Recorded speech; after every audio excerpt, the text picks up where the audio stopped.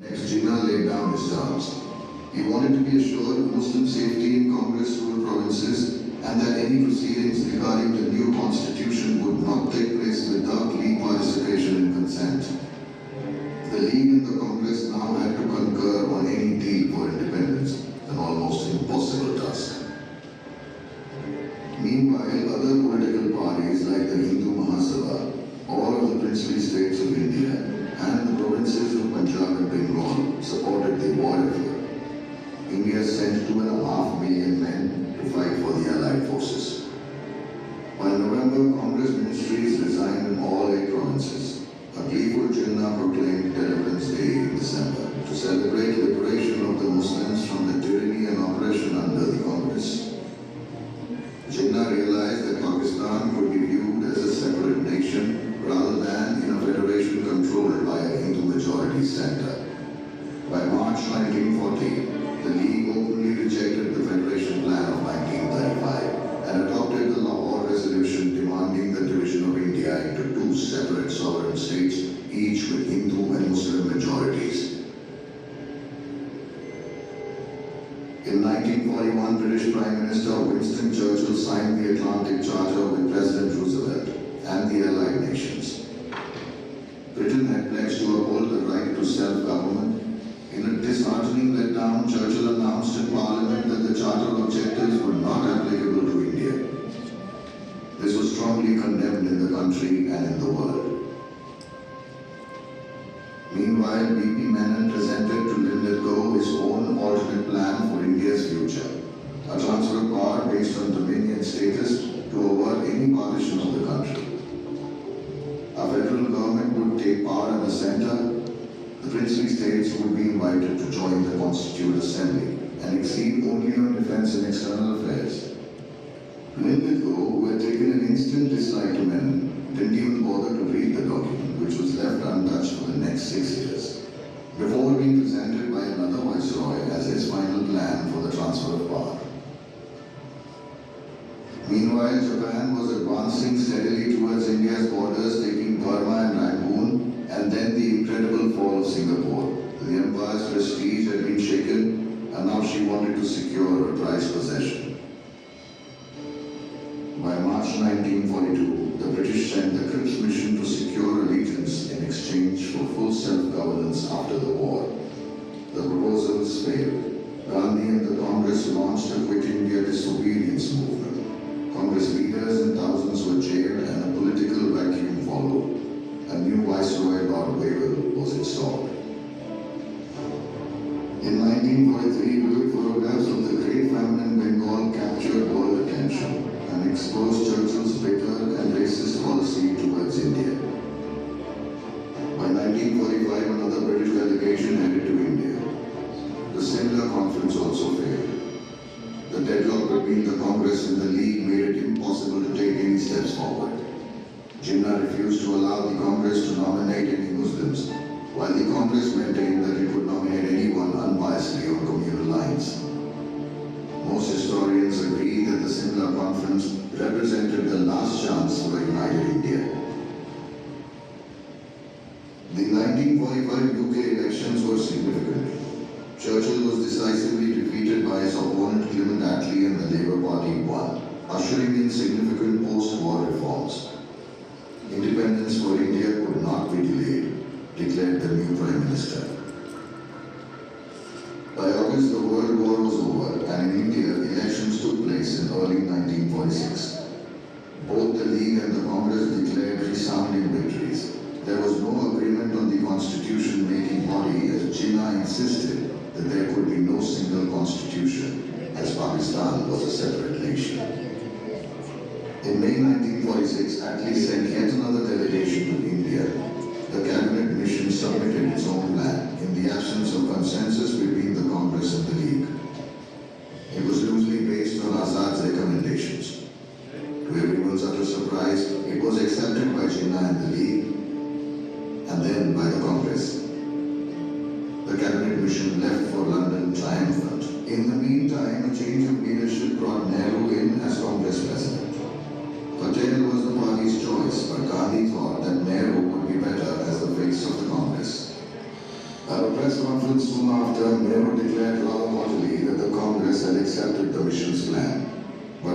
ultimately do what it liked. It does not make the slightest difference what the cabinet mission thinks or does in the matter. Azad called the press conference one of those unfortunate events which changed the course of history. Jinnah was furious when he heard Nehru's statements. Once again, the deceitful Congress had double-crossed him. He withdrew league support of the mission plan and instead called for Direct Action Day.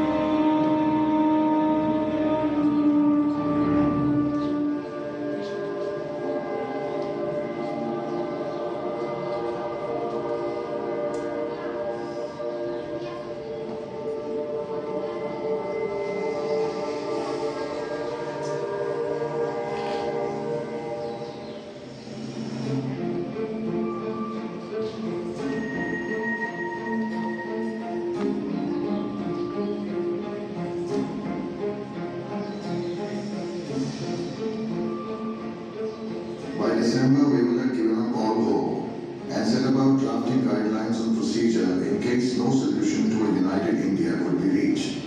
The breakdown plan got buried in the India office and was largely ignored by Attlee, who did not get along well with Weber. On the 20th of February 1947, Prime Minister Attlee announced in Parliament that a deadline had been fixed to exit from India no later than June 1948. He also announced that Lord Wavell would be replaced by Lord Mountbatten as India's last viceroy. When Wavell got news of his apparent sacking, he wrote privately, "Dickie's personality may perhaps accomplish what I have failed to do." The definite date of departure now fixed, the response to the Prime Minister's statement was cautious optimism. The interim government with Nehru at its head was now 6 months old. The League members were out to sabotage any constructive working and actively opposed everything. There was little progress made on the Constitution. The Congress Working Committee welcomed Attlee's announcement but demanded that the interim government be given dominion status in the meantime. They also adopted a resolution suggesting the partitioning of Bengal and Punjab on communal lines. Gandhi was heartbroken when he heard of the partition plans and implored Nehru and Patel not to give up and to wait for a better offer from the British.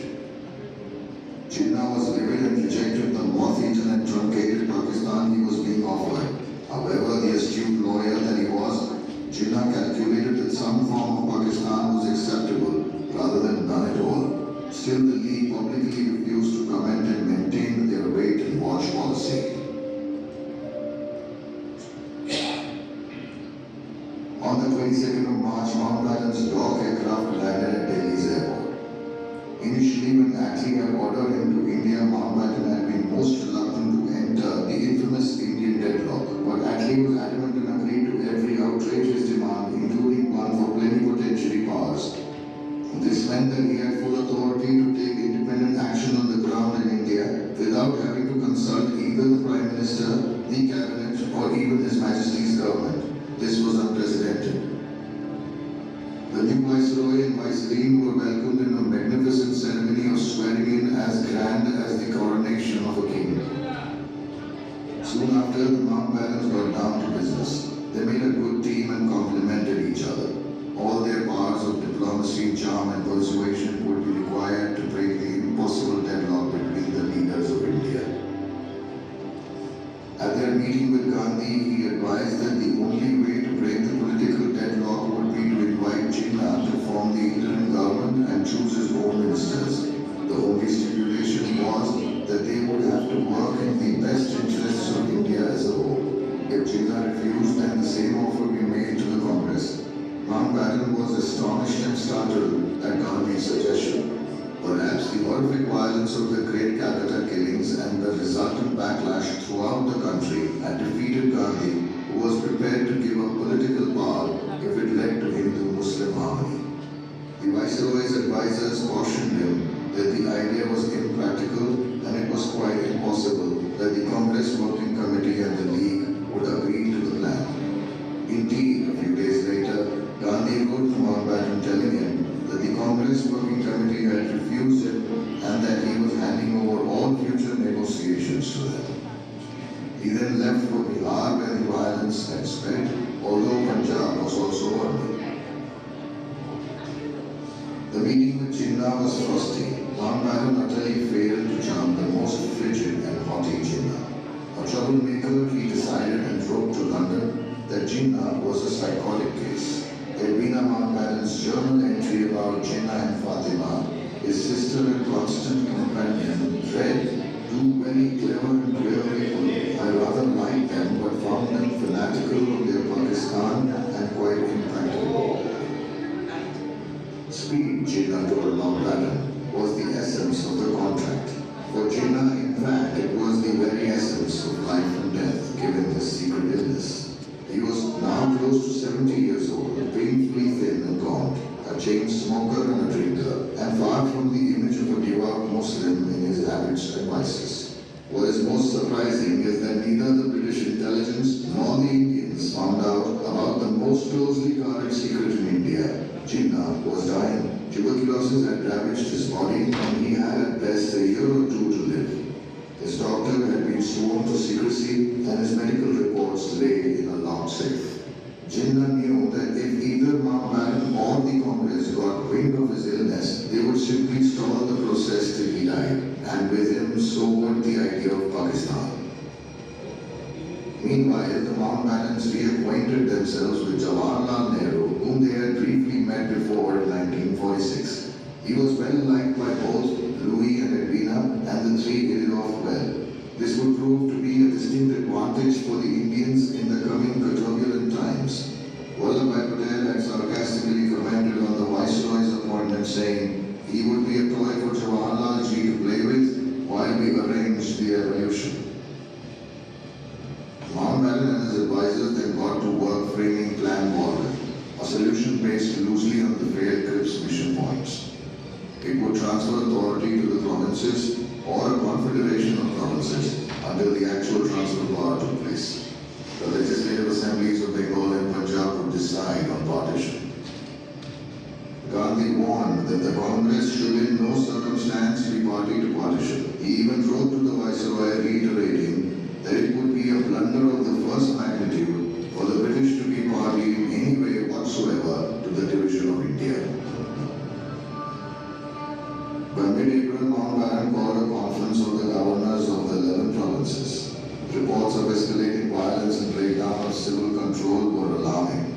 Punjab and Bihar seemed the worst hit. The Leaguers in Northwest Frontier Province had escalated their attacks. The governors wanted a firm announcement from the Viceroy one way or another. Sir Edwin Jenkins, the governor of Punjab, was the most desperate, stressing the need for advanced preparations in this turbulent province.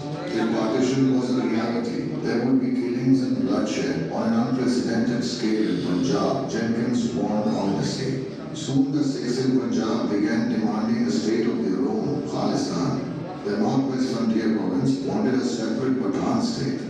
Bengal had already demanded total independence from both India and Pakistan. Then the Muslim leaders in the United Provinces and Bombay began demanding the right of self-determination. Chaos was following uncertainty. Meanwhile, on the 2nd of May, Lord Ismay carried the Mountbatten plan to London seeking urgent approval. In the meantime, the Mountbattens decided to escape Delhi's sweltering heat by traveling to Simla. They invited a few guests, Nehru and his daughter India, Krishna Menon, and of course, a few of his aides, among whom was V.P. Menon. It was a serendipitous meeting of the Viceroy and the interim Prime Minister of India in a casual setting. On the 10th of May, Mountbatten heard from his mate that a few minor adjustments had been made to the plan by His Majesty's government. Now the provinces and the princely states could decide whether to join the new constituent assemblies or stay independent. Small autonomous areas would be out of central control, and the 565 princely states could choose independence within the Indian territory. Mountbatten, struck by a gut feeling, decided to show Nehru a copy of the amended plan. This was of course highly irregular, but Mountbatten couldn't pass upon the opportunity to learn the views of the Congress party president. When Nehru retired to his room for the night, the Viceroy made sure he had a copy of the Mountbatten plan to peruse. It would prove to be a game-changing move. The next morning, Nehru was livid and angrily told Mountbatten that under no circumstance would the Congress accept the current plan. It would be simply unthinkable and impossible for the new government to deal with rebellions all over the country if the situation arose. The Congress would take it as a betrayal that His Majesty's government was changing the stakes at the last minute as per usual and was intent on breaking up the country as the plan clearly showed. What next, despaired Mountbatten? He sent for Menon. What would be the best solution? Menon replied that the most promising line of action was to proceed with his own plan, the Dominion Status Plan. Patel was already on board and was convinced that the Indian National Congress and the Congress Working Committee would also see it through. They met Nehru next, who was certainly more amenable, but reserved judgment until he saw the draft himself. Mountbatten directed Menon to prepare the document as soon as possible. Menon went to his hotel in Simla and closeted himself in his room. He sat down to write one of the most important documents of his entire career. He was done in 3 hours. The new plan was complete. By the 14th of May, Mountbatten was back in his viceregal palace in Delhi. He informed His Majesty's government of the alternate plan devised in Simla, which would supersede the previously approved plan. Deeply concerned about the constantly changing situation, Mountbatten was summoned to London to explain, without which it would not be approved by Cabinet or Crown. The Viceroy, knowing he had a difficult task ahead in Whitehall, wanted to take written agreements from the Indian leaders, or at the very least verbal assurances. On May 16, Mountbatten instructed Menon to draft a heads-off agreement document which he could present to the leaders for their approval. Nehru sent a letter on behalf of the Congress stating that the plan was accepted generally, though their acceptance was strictly dependent on the approval of the other parties and some other minor clarifications. Jinnah and Liaquat Ali Khan appeared to also generally accept the plan, but refused to give anything in writing. Baldev Singh agreed on behalf of the Sikhs. Mountbatten, Edwina and Menon flew to London on the 18th of May 1947. The new Mountbatten plan was presented in the House of Commons. Heated debate followed and Attlee gave one of the most decisive speeches of his life. Even Churchill stood up to speak for the opposition. The new plan was approved in principle by the British Cabinet and an official statement was prepared by His Majesty's government to be released after Mountbatten had the final meeting with the Indian leaders. While all this was happening in London, Jinnah gave an exclusive interview in which he demanded a 800-mile corridor of land be carved through India, linking both East and West Pakistan. This was meant to purposely create a crisis in negotiations. It was dismissed as fantastic and absurd by both Nehru and Patel.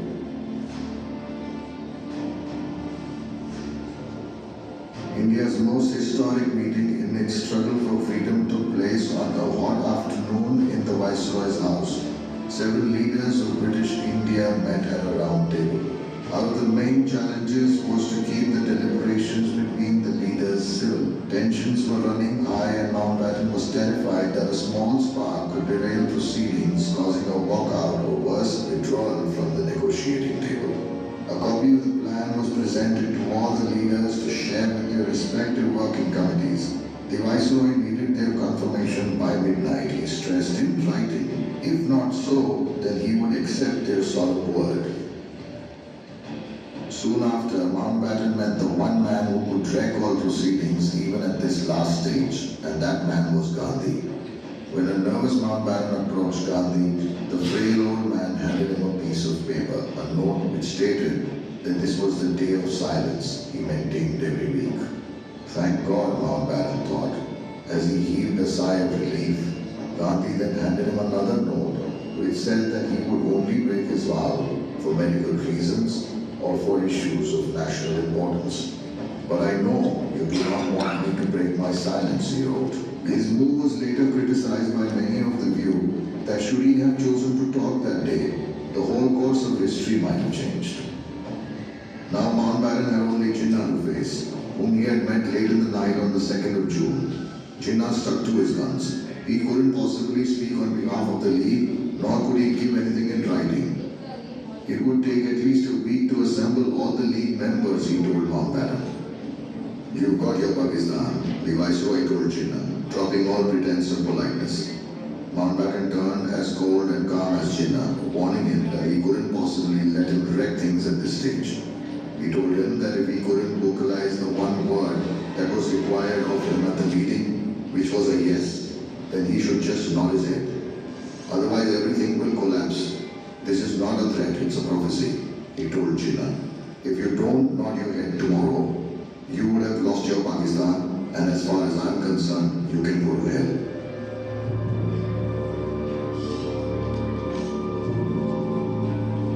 The meeting resumed. Mountbatten had written confirmation from the Congress President and Baldev Singh.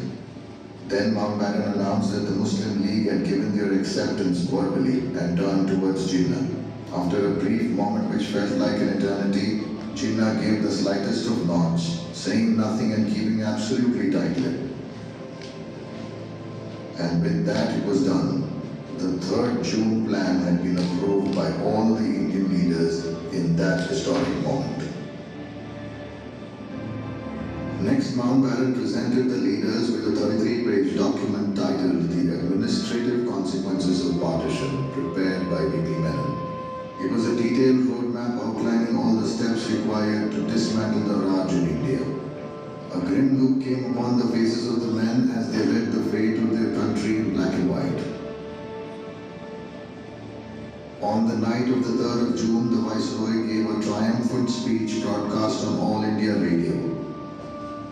The statement will be read to you tonight, giving the final decision of His Majesty's Government as to the method by which power will be transferred from British to Indian hand.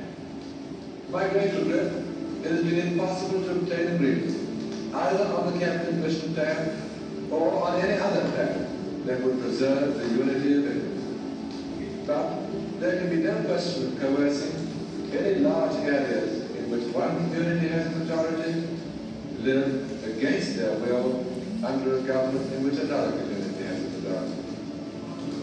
The only alternative to coercion is partition. It is the people of India themselves who decide this question of partition. The next day, Mountbatten held a press conference with Sardar Patel. The Viceroy presided over the congregation like a victorious general. And the barrage of questions kept coming. Had the League accepted the plan? When would partition be decided? And then a lone voice from somewhere in the back asked whether he had a date in mind for the transfer of power. The entire room fell silent, all eyes on the Viceroy. This was perhaps the defining moment as Mountbatten uttered the words that changed the future of millions of Indians. Yes, I have selected a date for the transfer of power. The final transfer of power to Indian hands will take place on 15th August 1947. It was a date he had simply pulled out of thin air, he said many years later. I was determined to show I was the master of the whole event. As reality sank in after Mountbatten's press announcement, the first to cry out in horror were all the astrologers and priests in India. The 15th of August was a highly inauspicious date. One astrologer even wrote to the Viceroy saying, "For the love of God, do not give India her independence on 15th August. If floods, drought, famine and massacres follow, it will be because free India was born on a day cursed by the stars. After the initial shock wore off, all the Indian leaders grudgingly accepted the expedited deadline. The strategy that a fast amputation would cause the least damage would be proved desperately wrong. It was a mind-boggling task, and achieving it with as little damage and disruption near impossible. More than 100 administrators began work on the most unique event in history. It would be to BP Menon that all documents eventually went for approval, and there is hardly any piece of paper without his signature on it. Almost as soon as the plan was announced, provincial assemblies met to decide the fate of their people. The Muslim majority provinces all voted for Pakistan, namely Sindh, Balochistan, East Bengal, West Punjab and the Northwest Frontier province. Arson, looting and rioting began to escalate in the Punjab. A partition council was created chaired by Mountbatten, with Patel and Rajendra Prasad representing the Congress and Liaquat Ali Khan and Abdul Rab Nishtar representing the League. More committees of experts were created. India and Pakistan were longing to be rid of each other and get along with the job of building their own countries. First, the Congress claimed the name India, rejecting a proposal to name the country Hindustan. It was Pakistan who was after all seceding. Next came the division of liquid assets, cash in the State Bank and gold ingots in the Bank of India. Britain was in debt to India to the tune of over 1,100 million pounds. A hard session of negotiation between the two secretaries to the Partition Council, Muhammad Ali and H.M. Patel, as well as Sardar Patel, resulted in a deal which stipulated that Pakistan would get 17.5% of the cash in bank and sterling balances and in return cover 17.5% of India's debt. They also recommended that India's administrative machinery be divided 80% to India and 20% to Pakistan. The counting began. Tables, chairs, typewriters and paper clips, everything would have to be tallied up. Petty quarrels erupted in the most absurd situations. In Lahore, two officers of the police music band got into fisticuffs over who would get the last trombone. Encyclopedia Britannicas were ruthlessly torn apart. 8K went to India and the rest to Pakistan. Even more amusing was a report published in The Statesman discussing the fate of 60 ducks ordered in 1946 but delivered in 1947. Then there were absurd demands made by the extremists. Some Muslims wanted the Taj Mahal to be broken up and moved to Pakistan since it was built by a Mughal. Hindu priests lay claim on the river Indus, sacred to the Vedas, which flowed through Pakistan's heartland.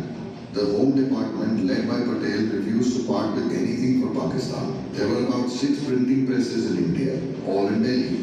Patel flatly refused to allow even one to be transferred to Karachi. No one asked them to secede, he said.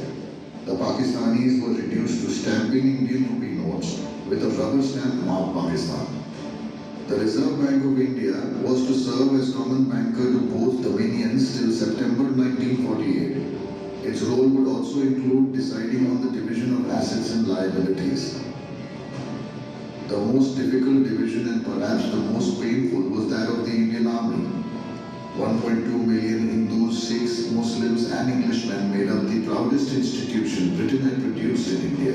Mountbatten had pleaded with Jinnah to leave the army intact under a British Supreme Commander for a year after independence to ensure peace in the troubled weeks that were sure to follow. Jinnah, of course, had refused. So had Patel, who insisted that India have a separate army and commander. The Indian army was divided 2/3 to India and 1/3 to Pakistan. The Partition Council also decided that the government of India would assist the government of Pakistan to establish its headquarters at Karachi. Quite unlike Delhi, Karachi was far from equipped to serve as the administrative capital of the new Pakistan. A frantic development drive began in Karachi and Dhaka. Punjab, the land of the 5 rivers, had voted to partition its lands. Hindus and Sikhs from the west would have to move to the east and the Muslims there to the west. 175,000 square miles of territory in all would have to be carved up, including roadways and railways, power systems, irrigation lines, fields and farms. Who would be responsible responsible for such a ruthless vivisection. Nehru and Jinnah both agreed that the man to divide India had to be one with no prior experience of the country and would thus remain unprejudiced and unbiased towards one side or the other. The British government chose Sir Cyril Ratcliffe, a well-known and respected barrister from London. Sir Cyril had never been to India and knew nothing of the country's culture, history, traditions, religions, or people. Ratcliffe arrived in India on the 8th of July with little understanding of what his job would entail. In a preliminary meeting with Mountbatten, Nehru, Patel, Jinnah and Liaquat Ali Khan, Ratcliffe listened as the leaders explained that he would be heading the Boundary Commission, which was charged with drawing border lines through Punjab and Bengal based on religious majority areas. This was a complex exercise which would involve intense research, Ratcliffe thought to himself, and mentally estimated at least 3 years to completion. How long do I have? Ratcliffe asked. 5 weeks, Mountbatten said. If a decision could be reached in advance of 5 weeks, it would be better for the situation, Nehru added. For once, even Jinnah and Liaquat Ali Khan agreed with Nehru. Ratcliffe was stunned, but eventually resigned himself to his task. Boundary commissions were set up consisting of retired High Court judges, Hindus and Muslims, who would submit their recommendations to Ratcliffe. It was agreed that the new borders would be drawn on the basis of contiguous majority areas of Muslims and non-Muslims, while taking into account other factors. Matters were complicated further by the knowledge that the census statistics on communal composition were 6 to 8 years out of date and supposedly biased against the Sikhs, as most of them were away fighting in the World War. The term other factors specified nothing and instead just increased ambiguity. There were contentious considerations and controversies between the judges and the committees could not come to an unbiased conclusion. They unanimously decided that it should be Ratcliffe who would take the ultimate decision and present the award. Ratcliffe began his task drawing the actual borders, which he did on a massive map spread on the floor of his lodge on the grounds of the Viceroy's house. In the sweltering heat, the barrister and his assistant put pen to paper and set out defining the borders. There is compelling evidence to show that Ratcliffe had used Wavell's detailed demarcation, which the Viceroy had drawn up and sent to the Indian office as part of his breakdown plan. Meanwhile, in Delhi, Mountbatten and his team were focused on their next order of business, the question of Governor General, a post proposed to be common to both dominions. Nehru had already requested Mountbatten to continue as Governor General for India, and everyone expected Jinnah to do the same. In his typical fashion, Jinnah vacillated through June until finally on the 23rd, Mountbatten managed to corner him and press him for an answer. Jinnah put on an air of helplessness and exclaimed that his followers insisted that he, Jinnah, be Pakistan's first Governor General as well as President. Mountbatten was furious. Do you realize what it will cost you? It may cost me a few crores, Jinnah replied. It may cost you the whole of your assets and the future of Pakistan, said the Viceroy as he stormed out of the room. Snubbed, Mountbatten contemplated giving up the Indian offer as well, were it not for a personal note from Churchill coaxing him to take up the position. Meanwhile, B.P. Menon and 3 other bureaucrats had been tasked with the preparation of the Indian Independence Bill and securing the approval of both the League and the Congress. 22 clauses on 16 pages of paper decided upon in barely 6 weeks would terminate 3.5 centuries of British rule in India in a matter of days. It was a model of conciseness and simplicity, and even Churchill praised it as a tidy little bill. It was introduced in the House of Commons by Prime Minister Attlee on the 4th of July 1947. On the 15th of July, the bill was passed in the House of Lords. The jurisdiction of British Parliament over India and her people would end in just under 30 days.